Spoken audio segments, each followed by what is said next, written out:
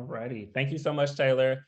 Welcome, everyone. Thank you all for joining us for our third Echo Black Voices Power Building Sessions. The reason and the purpose for our collective effort here today is to educate, engage, and outreach to Black workers through our CWOP effort.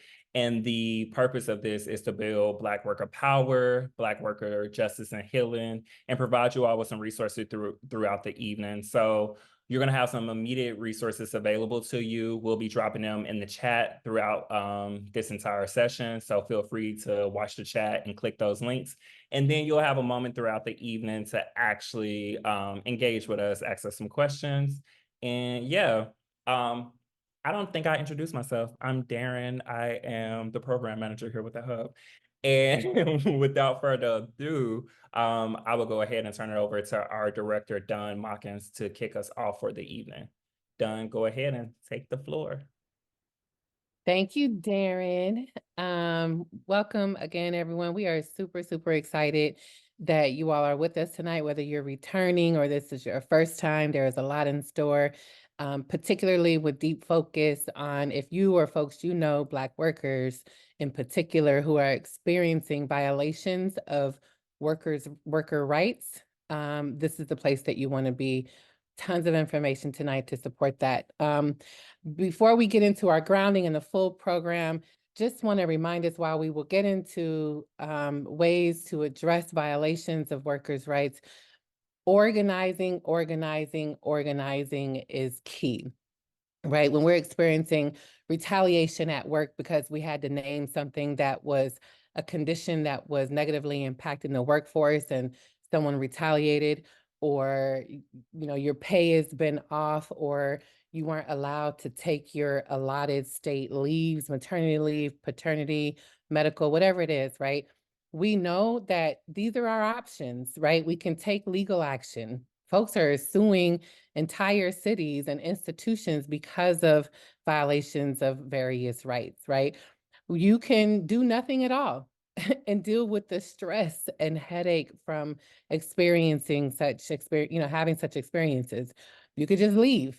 I'm tired of this, not taking anymore, I'm out, right? You could file a claim, right? Which we're going to get into this evening. And oftentimes filing a claim in our current processes we know can take a while, right? Luckily, with your relationship to the Southern California Hub, we can help to expedite these processes.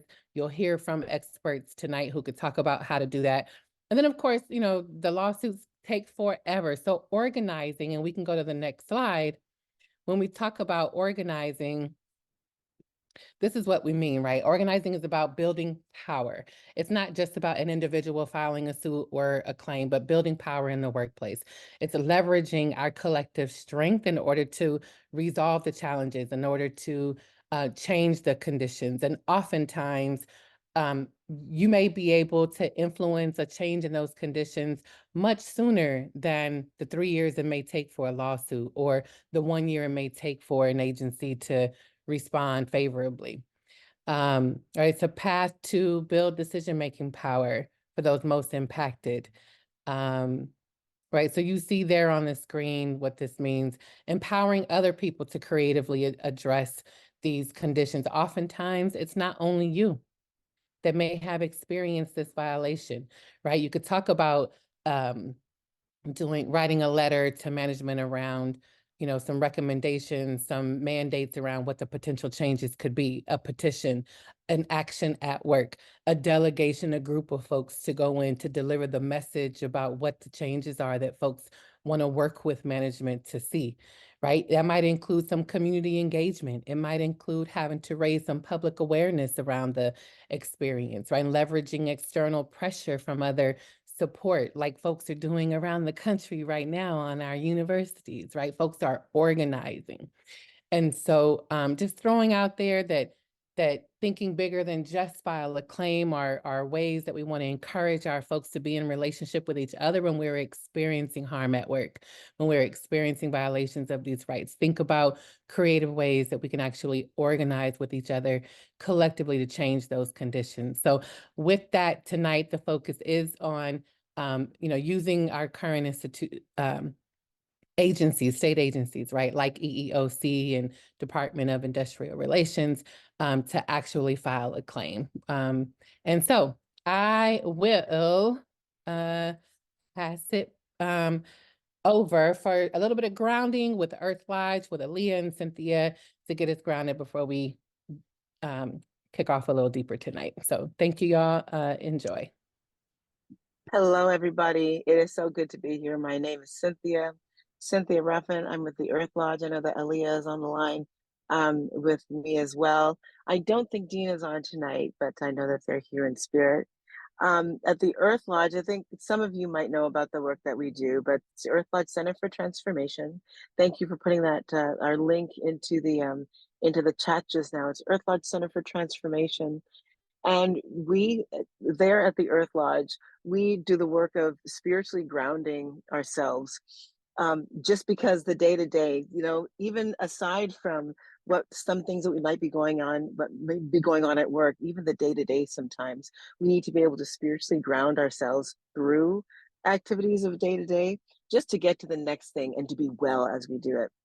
Now, especially in a time right now of election is coming up and things are fraught with that, and things that might be going on on the political level that affect what's happening in your workplace. Before we step in to really be strong and push back against what might be happening to us in the workplace, it's always good to ground and set some firm intention so you're going through and you can actually have a better chance of success at making it through. And when I say success, I mean your personal wealth, your personal health. Our wealth is our health. So if I'm going to do a little grounding exercise just to bring us into right here and right now. And Aaliyah, I'm going to open it up if there's anything else that you would like to say about the Earth Lodge and what we do before I do our grounding exercise. And I'm on my phone. Thank you for your patience. I'm traveling right now, so I can't see anybody's face. So, Aaliyah, if you'd like to add anything. Yes, definitely. Thank you so much for having us here to discuss the work wages and to really just dig into the fact that work should not have to hurt. It should be an experience that is pleasurable, that you look forward to. And in having that type of pleasurable experience, you definitely have to initiate self-care. And so that's what we do at the Earth Lodge. We want to make sure your mental health is really the only health. And so we're working on that, working on that, working on that. And it is a day-to-day basis. So I'm really looking forward to this grounding exercise, and check us out on our website. We actually have Olympia on the 27th. So I'll put the link in the chat, and that's just where you cleanse yourself off, okay? From the stressors of the days and the months and the hours of work. Thank you, Cynthia. Thank you, Aaliyah. Thank you. So before we start, exactly where you're sitting, if you're sitting somewhere where you can have both of your feet squarely on the ground, that would be great. So no cross legs. If you're sitting on the floor, if that's comfortable, again, that's great. You can sit with something to support your back. Good if you don't cross your legs there either, or if you'd like to be laying down, right? As you lay or sit, I invite you to just close your eyes and to turn your energy inward. So the work that we'll be doing right now is just about bringing our full selves right here and right now. Because with everything that we go through and that goes on with our days, sometimes it takes a moment to leave all that stuff in the door to be able to be open to receive new information.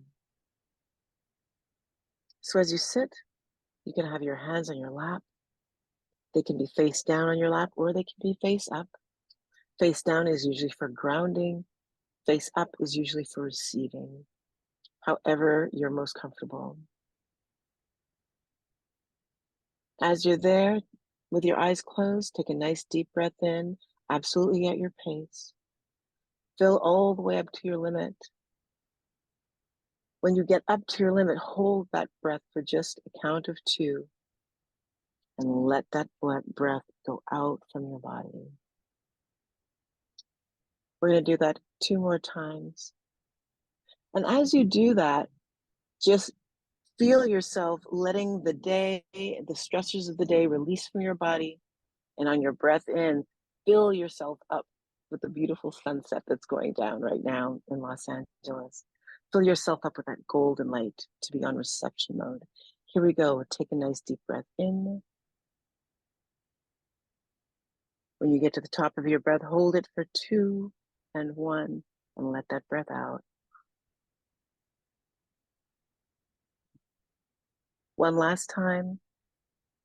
We'll take a breath in, breathing in all the sunshine, breathing in gratitude. And when you breathe out, letting go everything that you don't need to be taking with you through the course of the rest of your day and into your evening. And when you're ready, you can go ahead and open your eyes.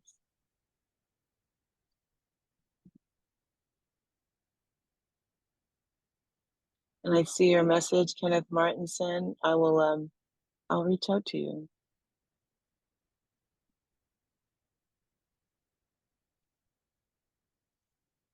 And that's it. So everybody should come right on back into the room, into our Zoom room, into our collective Zoom room. Yeah. And I'll pass it right back on over to Darren. Thank you so much, Cynthia, for that grounding. Thank you so much, Earth Lodge, for the grounding and the positive intention for the day and moving forward in the work that we do. All right. We're going to go ahead and get into the wage and hour topic, and I'm going to go ahead and introduce Black Women for Wellness. So you all take it away. Awesome. Hi, everybody. Thank you, Darren. My name is Maron Shata. I'm the Civic Engagement Program Manager at Black Women for Wellness. We're really excited to be part of these conversations and be partnered with the Southern California Black Workers Hub. Before we get into the meat of the conversation, I do want to share a bit about the work that BWW does in general, as well as the work that we do in the Black worker space, namely with doula care workers. It looks like my connection is a bit shaky, so I'm going to turn off my camera. Let me know if I glitch at all. So to start, Black Women for Wellness is a 27-year-old reproductive justice organization that's located in Leimert Park, right here in Los Angeles. While we're based here in LA, we do work across California, and we have a satellite office in Stockton. At Black Women for Wellness, our mission is to enhance the health and well-being of Black women and girls through health education, empowerment, and advocacy. So we believe that good health is not just physical, it's spiritual, emotional, mental, financial well-being.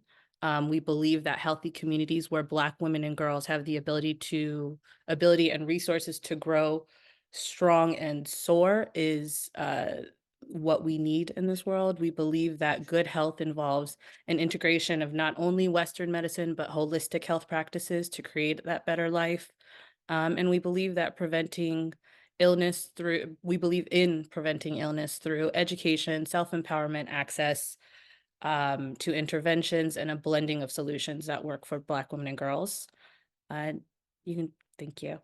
So BWW utilizes a reproductive justice framework to carry out the work that we do. So what that means is that we understand that at the core of everything that we do, we have these, well, it says 3 tenets, but it's 4. So the right to have children, the right not to have children, the right to raise our children in safe, resource-rich environments, and the one that's not here is the right to autonomy over our bodies. So whether we're hosting a series on healthy cooking tutorials for your family, or registering people to vote and elect officials into office that will serve our best interests, we understand that the through line falls within one of those 4 tenets. Next slide. So currently, Black Women for Wellness has 5 umbrella programs.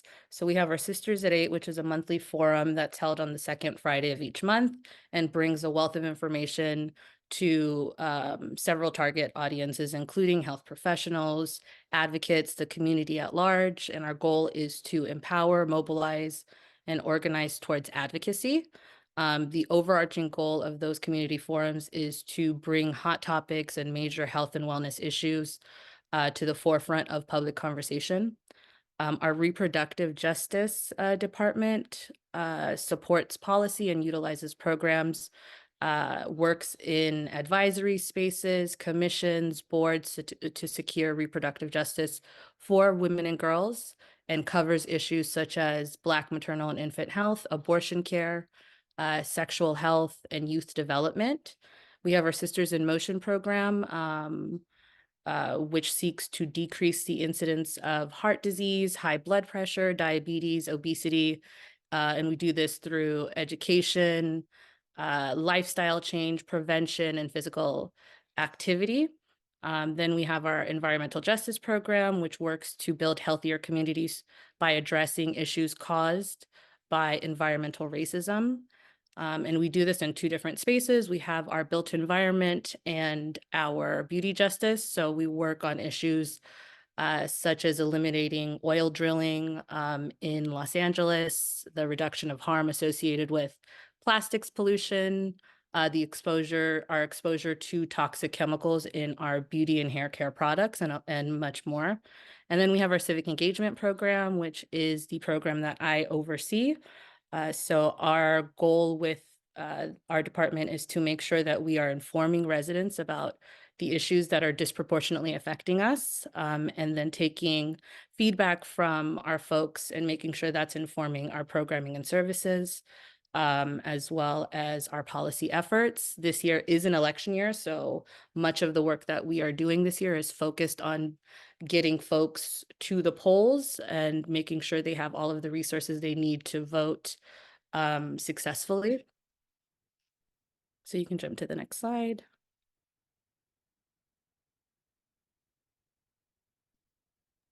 Give us Next. 1 second, madam. 1 second.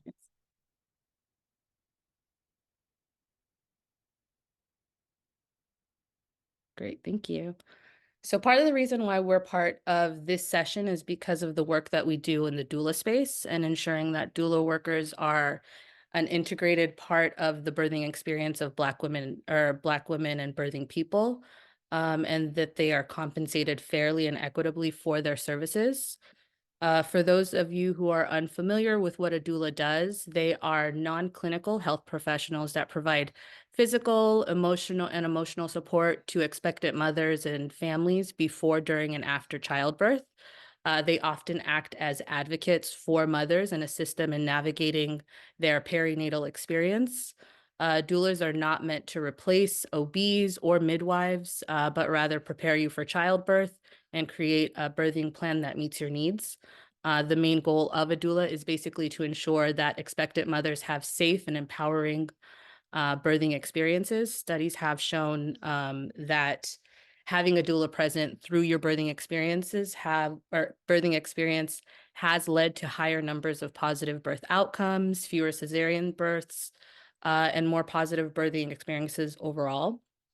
At Black Women for Wellness, we work closely with doulas because we understand the value of having doulas integrated into the perinatal experiences, particularly for Black women who are currently dying at 3 to 4 times the rate of our white counterparts during childbirth.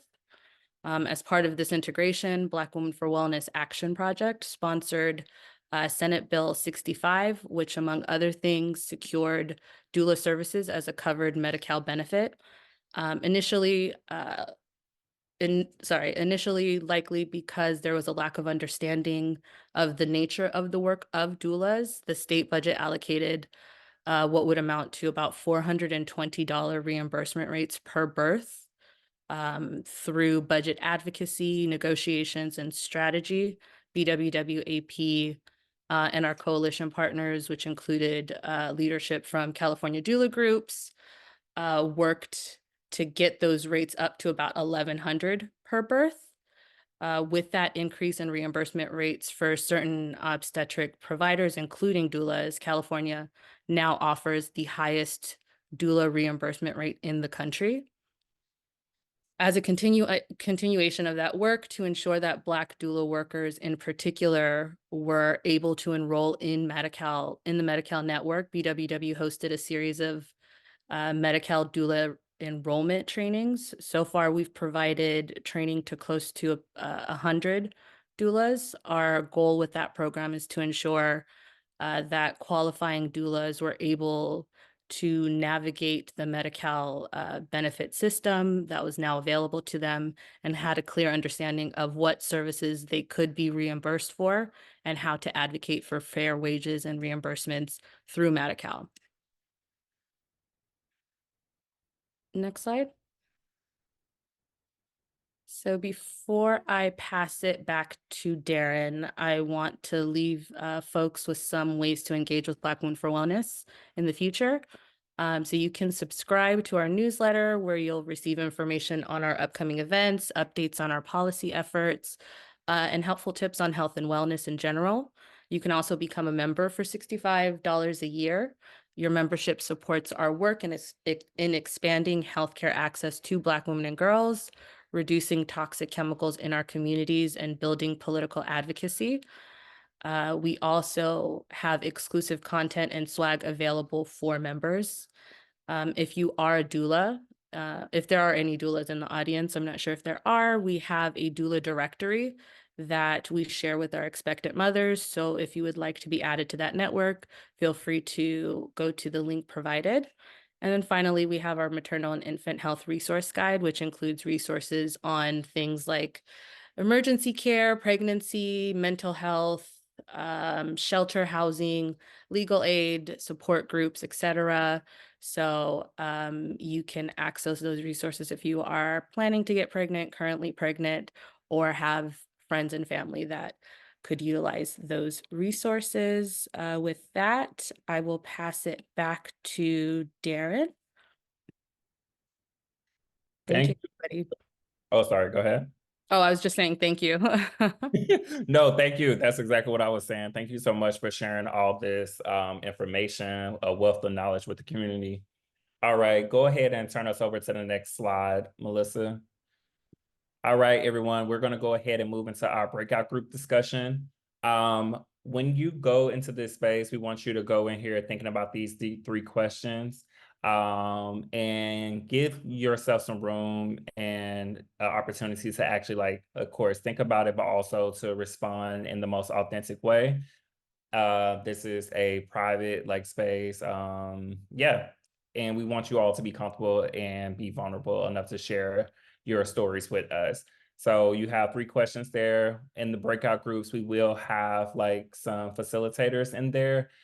We will also have Earth Lodge in there to provide support as well. And we will also drop these questions in the chat, and they will also be flashing on the screen.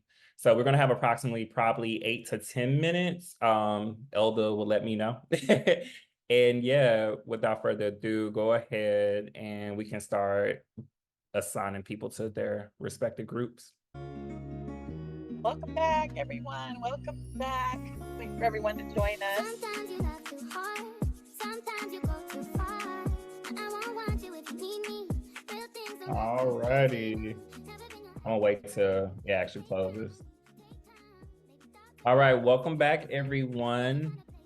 I want to say thank you to everyone who participated in the breakout groups, and thank you all for telling and sharing your stories with the people in those groups. I want you all to take a few minutes and go ahead and put some things that stood out to you in the chat. Go ahead and just start sharing. We're going to be reading those stories for sure. And we want to be mindful of time, but I'm going to invite one person, one rep from one of the groups to just share something that stood out to them and that was impactful. So we did have people in our group that had to deal with some challenging situations in terms of not being compensated fairly, required to work without pay, and wage theft. So we had one experience of someone who was 19 and worked at a movie theater and was required to clean the grill in the kitchen, but they still had to check out, even though they might have to stay after, and was literally told, no, we don't do overtime here. And then another case was of being a salaried employee, but required to be on call for 24 hours, you know. And then my situation working at a nonprofit, and sometimes it could be a violent situation. And yeah, and sometimes we couldn't close the center that we were in by 9:30, and we had to clock out anyway. And sometimes we could be there until 10 o'clock, you know, but we were not allowed to be compensated for that extra time that it took to close. And another thing that they would do is cheat folks out of their mileage. So we had housing specialists that sometimes so what they would do is say, well, you know, just leave from home and visit the clients, and then from there go home. And so that was their way of not having to compensate for mileage, because they would not have them come to the office. If they came to the office, then they got paid for their mileage. So just weird stuff. Yeah. Yeah, no, bringing attention and light to like those violations that we don't even think about, but also being empowered to like advocate for yourself. And that's what like this session and space is all about. So thank you so much for sharing, Regina. Everyone else, go ahead, continue to feel free to put like those stories in the chat. And we're going to continue to move along, but thank you all so much for participating in the breakout group today, y'all.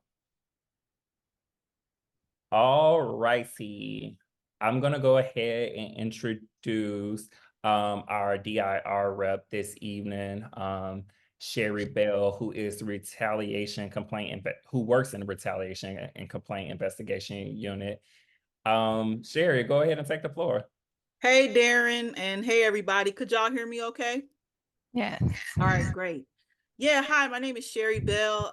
I've been with the Labor Commissioner's Office ever since 2017, so for 7 years now.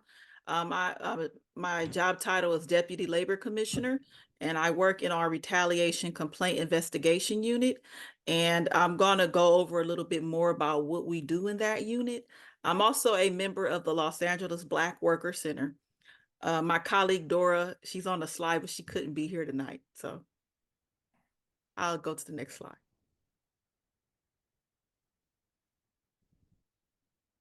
Oh, yeah, so this is like a disclaimer that, you know, this is not meant to be legal advice or of any kind. It's just information about the law, and no one situation is the same. So just wanted to just provide a general overview of the laws. Next slide. Yeah, so you know, we have a program that is called the Workplace Ambassador Rights Program, WRAP. And that's, you know, a part of that group as well. And part of that, the mission of the WRAP program is to meet workers where they are, right? Oftentimes workers don't know where to go if they experience a violation, or even know if they might think something is off, but not quite sure. You know, if what they experienced was illegal, or might not just really feel antsy around government agencies or whatnot. So we want to meet workers where they are to empower them with the knowledge that they are protected and you do have rights, and we will look into the complaints and help you out with the you know, with the process. And so we just want to make sure that you take what you make, right?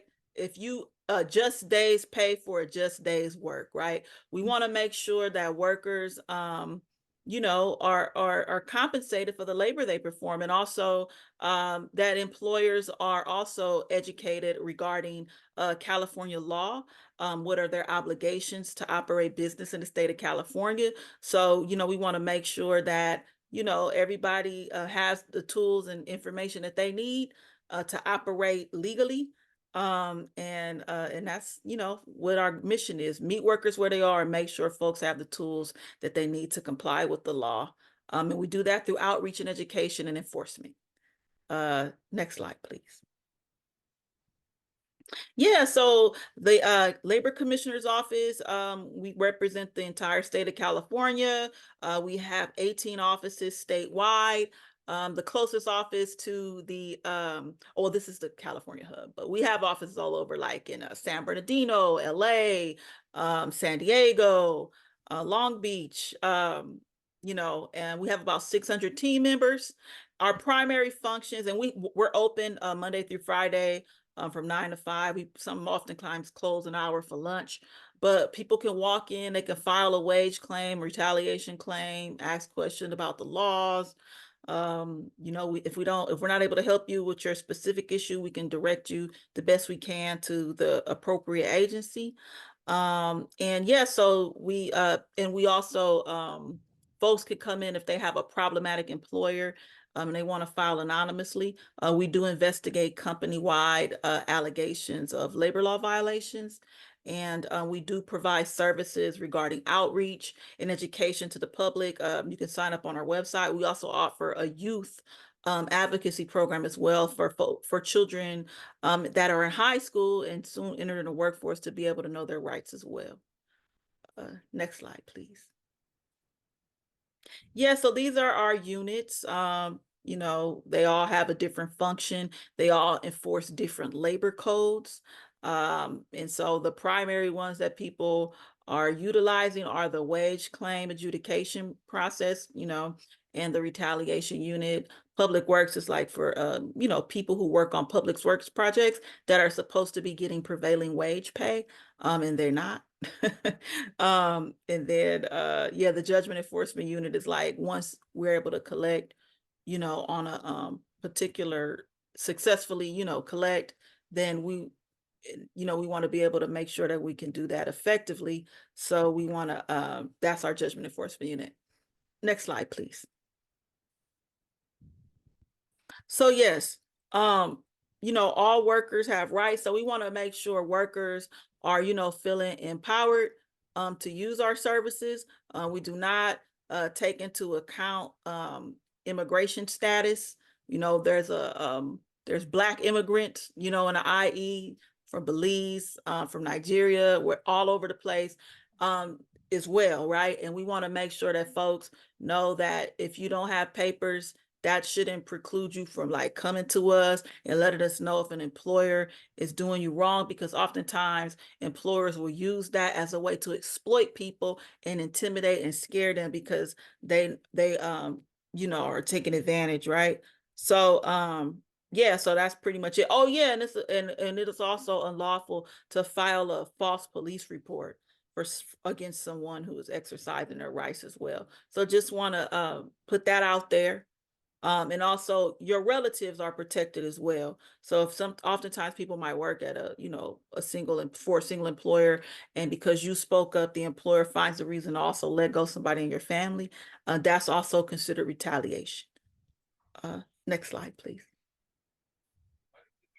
So let's get into the money. No, I'm just playing. So yeah, we were talking about the compensable time, right? So when the person was cleaning the grill, right, and had to clock out and go back to work, that was against the law because they were still under the direction and control of the employer, right? Whenever you can't do what you want to do because you're at work, you're under the direction and control of the employer. So if your employer is telling you to show up at 6 o'clock, but don't clock in at 6:30, that's not right, right? Because they told you to be there at 6. So that time is considered compensable under the direction and control. Those are key words. Or when the employee was allowed to work. Oh, I'm sorry. Okay, I'm sorry. Next slide, please. Trying to go, I guess a lot of slides. Okay, hours work. So this is what she was talking about before. Well, in our group, we were talking about how sometimes employers will try to skirt the law and have you working like 7 consecutive days and like try to manipulate the schedule to not pay you overtime. Well, a work day has to be defined in their handbook. And if it's not defined in their handbook, it's a default work day. So it's 24 consecutive hours in a day. And so the work week is defined by 7 consecutive work days. So basically, like on that 7th day, you are supposed to be getting overtime. 7-day consecutive day, yeah. Travel time is the travel time that, you know, if you're working in one job, you got to go to another job. It should be compensated at your regular hourly rate of pay. You know, yeah, that's pretty much that. We could get into little nuanced questions about that, you know, these topics as we move forward. I just want to get through the rest of the slides there. Next slide. Okay. So salary by contract. So basically that's like, you know, the minimum wage is what the minimum wage is. But if your employer promises you a certain rate, you know, after 30 days, you're going to get, you know, a 50-cent increase, and they don't pay you that, you can file a wage claim for that promised rate of pay.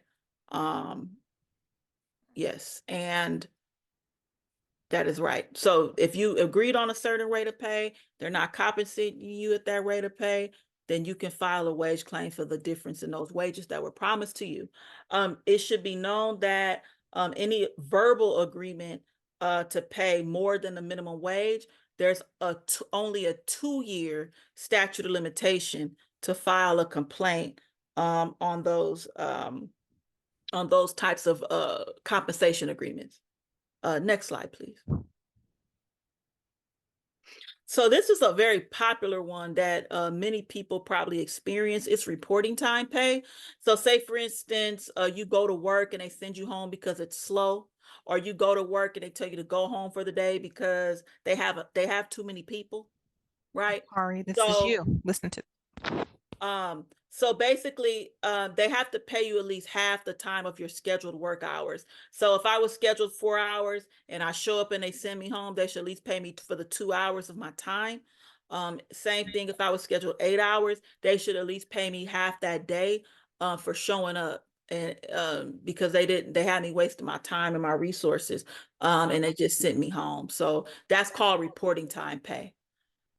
Next slide, please. Bounce checks. So there is a different kind of statute of limitations for filing it. It's 1 year. So it's important, you know, to try to document this by making a photocopy of the check and keeping it with you. But keep in mind that a bounce check is not paying you, right? It's you haven't been compensated for your work, and there is a penalty involved with that. So but keep in mind there's only a 1 year statute of limitations for bounce checks. Next slide. All righty. This is the state minimum wage. So basically, we're in California. So no matter where you work in the state of California, you should not be getting paid less than $16 an hour. No matter how many employees there are, this is the baseline of payment. Sometimes local cities have their own minimum wage ordinances that exceed 16, but this is the minimum. And yeah, so yeah, and then salary, there's 2 different kind of salary. There's exempt salaried employees, and then there's just a salaried employee. So salaried employees, you know, you should be getting paid anything over 40 hours in a week is overtime. Or anything over 8 hours in a day is considered overtime. Exempt salary have a lot of different rules and criteria they have to meet for not being paid overtime, such as earning twice the amount of the minimum wage is one big one.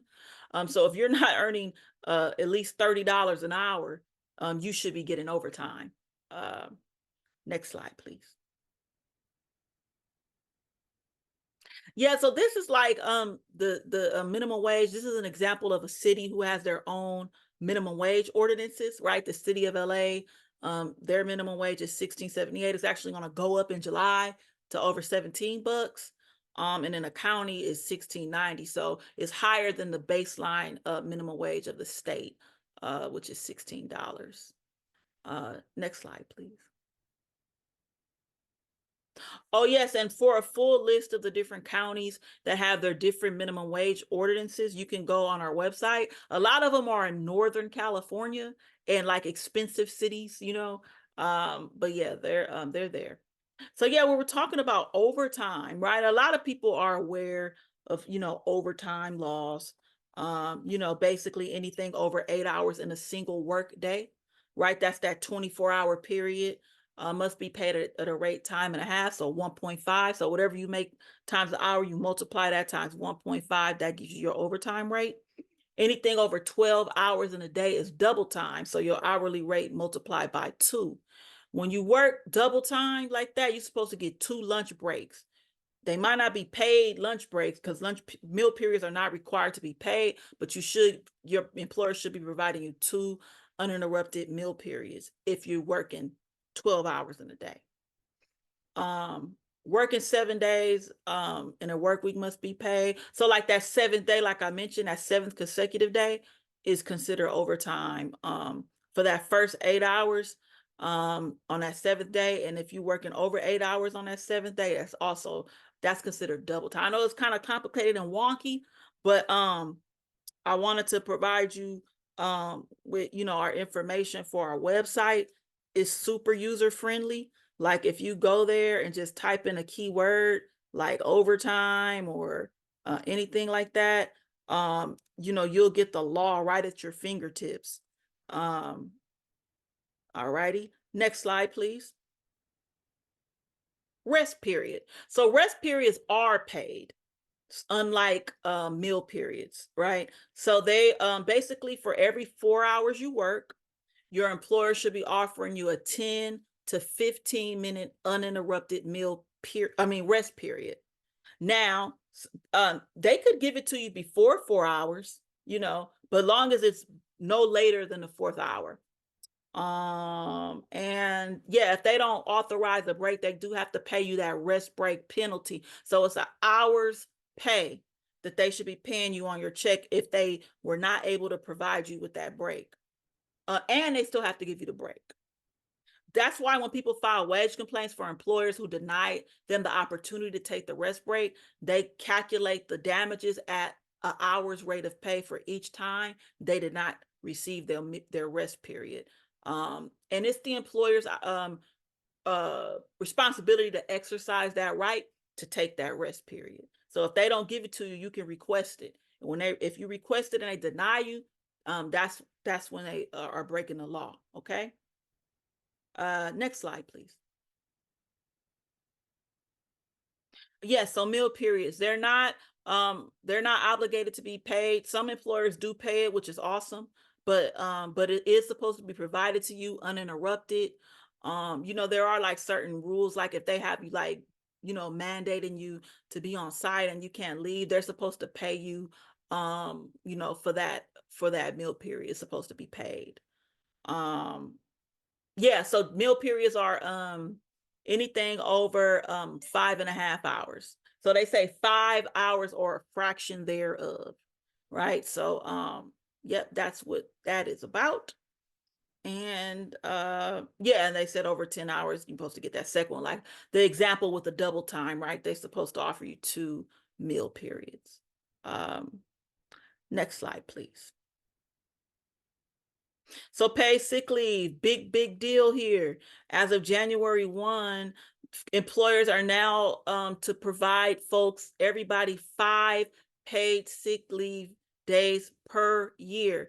The trick is though, they can either give them to you all at once or they accrue over time. But the accrual date over time should be by a certain date within a year. So by like mid-year, you should have accrued all that. Oh my God. Okay, we're gonna roll through. I'm sorry, 18 minutes. Okay, we're gonna go through the next slide.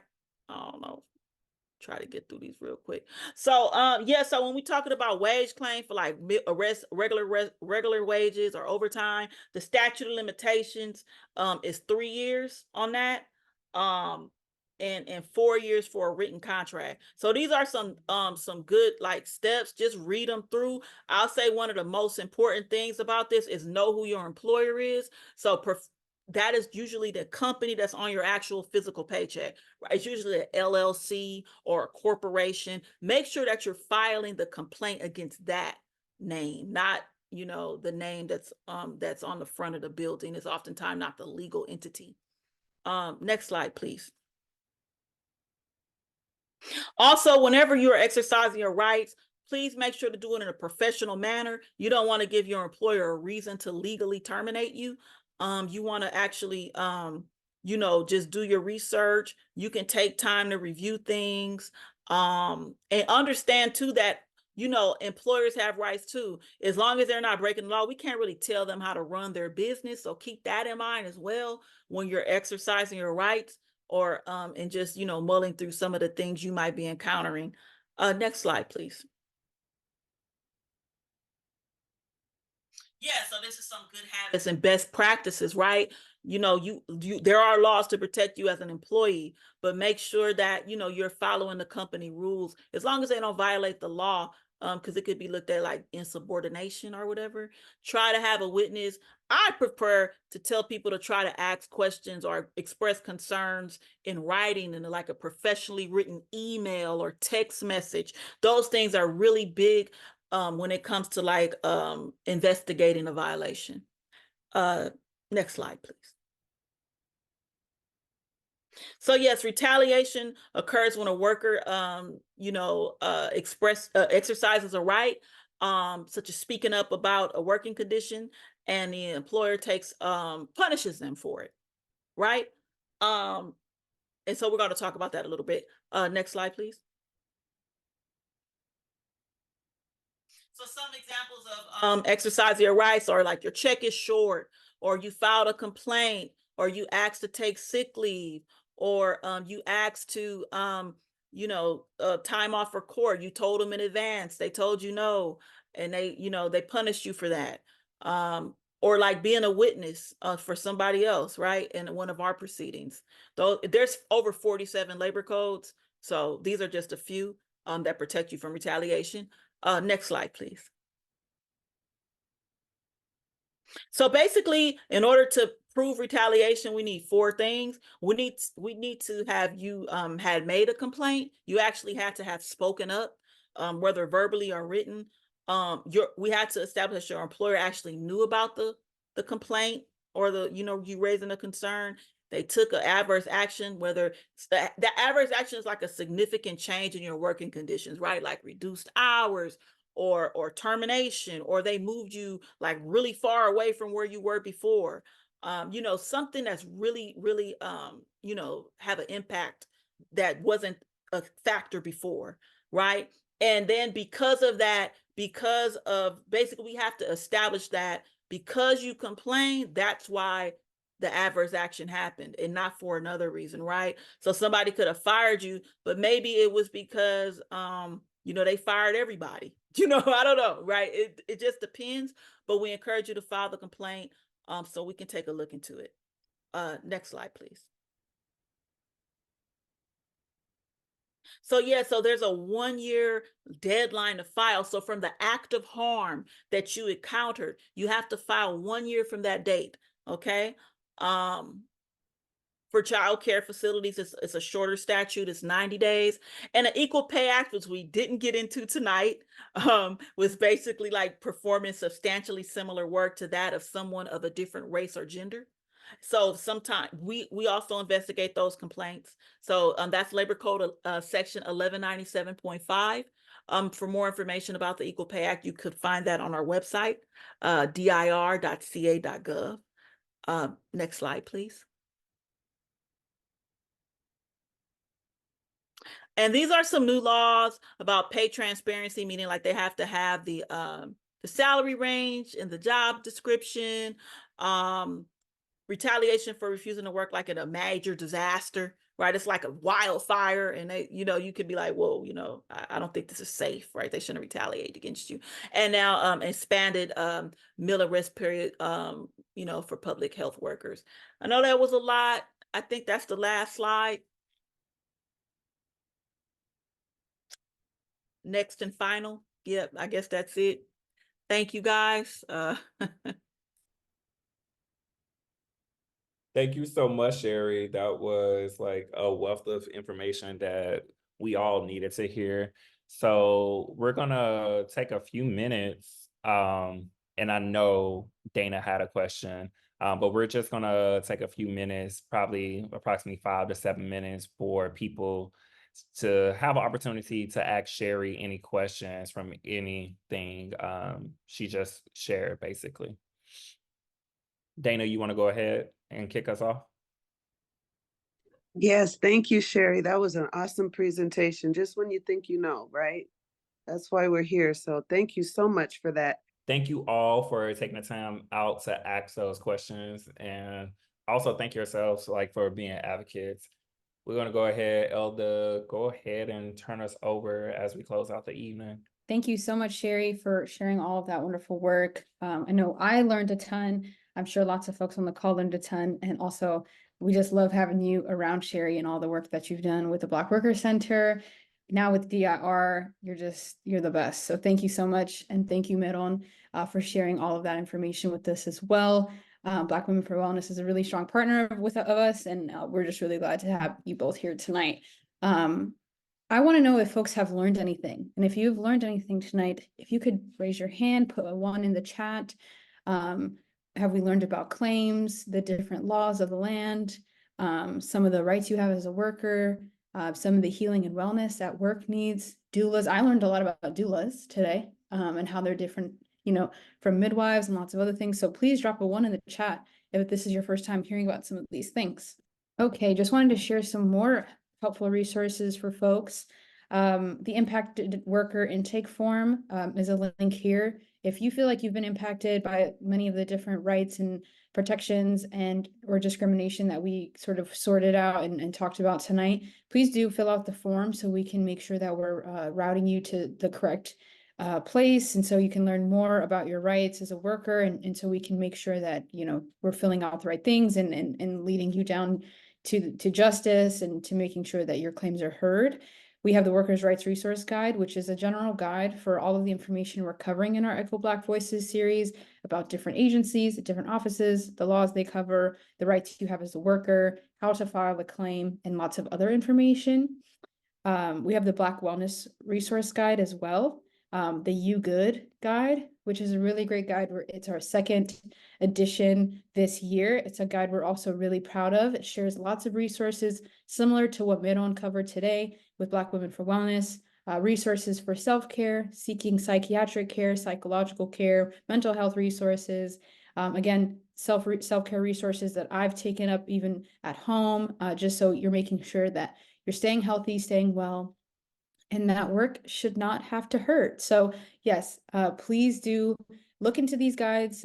We have lots of resources for you today, so I know there's a ton, but we will be covering these in our follow-up, and be sure to find all of these resources and more in our Echo Black Voices series found here at SoCal Black Worker, SoCalBlackWorkersUnited.org/echo. We know there's a lot, so we hope that you'll join us on the site as well. I'm laughing at Don. You good? You good wellness. That's right. Thank you all so much for coming out tonight. Before I get into the upcoming events and programming, I want to say thank you to Black Women for Wellness. Thank you for sharing that beautiful, beautiful information and all the good work you do in the community. I want to give a shout out to Sherry for holding it down for DIR, LCO. Thank you for coming and pouring into these Black workers today. So much. Thank you so much. All right, so some of our upcoming programming, we have our next Echo Black Voices Power Building session that is happening May 29th. The topic we will be covering is leaves and retaliation or anti-retaliation. Our co-hosts, we're going to throw it back to Earth Lodge, who kicked us off in the month of March. They will be back for Mental Health Awareness Month. And we will also have DIR back in the swing of things too. So you will get Earth Lodge and LCO again. And you can RSVP to the next Echo Black Voices session and all of the future ones that are coming up this summer at the bit.ly link there. It's basically bit.ly/Echo Black Voices. And also, if you felt compelled today in the breakout groups and when you were asking like these questions today and just sharing your worker story, if you still feel like you want to share more and want to be a part of the docu-series that we have coming up this summer, there is the link. I think we're dropping a link in the chat. Yep, we're also dropping the Echo Black Voices link in the chat. Thank you so much, y'all. So go ahead and click that, fill it out, and get to us. Other big thing, that QR code that's on the screen, that is our Black Worker Survey. We really need to hear from all of you. This survey is approximately 10 minutes. It asks you just to like share like your worker experience, what's that's like in SoCal, any kind of barriers you may have like to fight or adversities you have to fight with employment. It's all in there. Go ahead and click that. You will be seeing this link again. We will be sharing it out. We're dropping it in the chat. Do your thing. Help us out. And right now, before I move on to the Black August event, for any of our partners on the call, I want to invite you all to share some of the upcoming events you have coming up with the people who attended today. I saw IE here. I think High Desert here. I know Long Beach is here. Y'all go ahead, do your thing. Y'all wanna go share y'all stuff? Well, I'll start. I'm Tisha Hinton. I love it, y'all. Not gonna show y'all stuff. This is Tisha Hinton. I'm the community organizer for the Inland Empire Black Worker Center. Again, the hub has done an amazing job in gathering the entire region together. So thank you to the hub for your work. The Inland Empire Black Worker Center will be hosting our membership launch tomorrow evening during our listening session. I will drop that information in the chat. And we are excited to open that space as we are building Black worker power in the Inland Empire. Tomorrow evening from 6 to 7:30, it is virtual. So please connect with us as we talk about the work in the IE. So thank you, Hub, for giving us a platform to increase visibility on that. Hey, I'm Dana. I'm back. I'm just new to this space, and we're organizing in Long Beach. The community is really excited about what's happening. There's a lot of noise about, let us help, and this is long overdue. So we're looking for great things to happen. And I just have a request: if you have tips and tools of success that can help support our efforts, I'm open and more than available and would love to hear from you. And that's it. I'm complete. All right. Earth Lodge, Black Women for Wellness. You all want to plug any events? Yes, I just wanted to quickly say we have an event April 27th, which is our Olympia, and I will put the link in the chat. Thank you. Thank you. So we do have a reproductive justice conference coming up in August. I can put the link in the chat for folks. The date is blanking me right now, but it is typically in those first 2 weeks of August. But again, I'll put it in the chat. Hi, and we also, if you go to bwwla.org and click on events, we have Earth Week, a nature walk, and that's this Sunday in Culver City. And let's see, and Fierce Aunties, May 3rd, in the evening. I believe it's a Zoom call. No, it's going to be, the location is on West Adams. The details are on the website. So yeah, just wanted to let you know about that. Well, thank you all for sharing so much. I really appreciate you all. And everyone who attended today, who got to know about a new worker center or a new organization in the SoCal area, like tap in with them, tap into their resources, and start having conversations with everyone on the call for sure. All righty. I just want to say, I hope that everyone on this call found all of the information that was shared tonight and the resources and the conversations helpful for you or someone you know and care about. This is just a page of some of our call to action, so I'll read some of them. So file claims and organize, heal with Earth Lodge, who was here to ground us in some good healing work tonight. So grateful and appreciative of all the work you all are doing.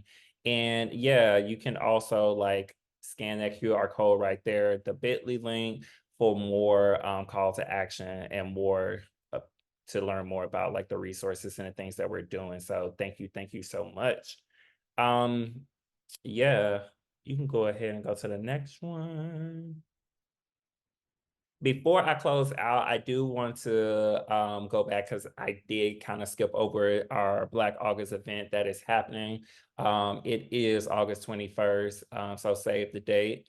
Yeah, I even forgot it even back then. Melissa, you fine. You can go to the last slide. But save the date for our Black August event. We're still working on solidifying our venue and everything, but we will be keeping everyone in our network up to date with those like logistics and information. So it's more to come there.